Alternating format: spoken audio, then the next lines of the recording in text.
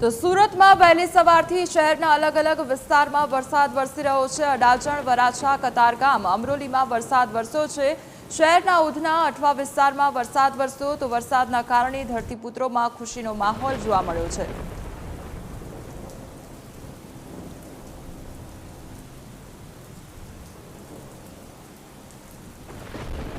સુરત સહિત દક્ષિણ ગુજરાતમાં હવામાન વિભાગ દ્વારા જે ભારે વરસાદની આગાહી કરવામાં આવી છે તેને લઈને સુરતમાં વહેલી સવારથી જ અલગ અલગ વિસ્તારમાં ક્યાંક ધીમી ધારે તો ક્યાંક ધોધમાર વરસાદ છે તે પડી રહ્યો છે।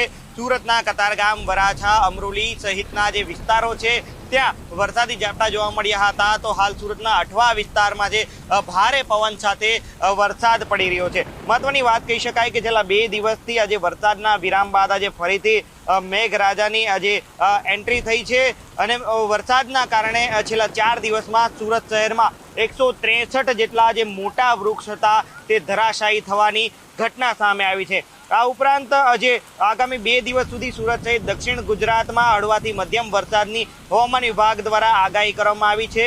તો શહેરમાં અત્યાર સુધીમાં 26% જેટલો વરસાદ છે તે પડી ચૂક્યો છે। 381 mm જેટલો વરસાદ છે તે અત્યાર સુધીમાં જે છે તે પડી ચૂક્યો છે।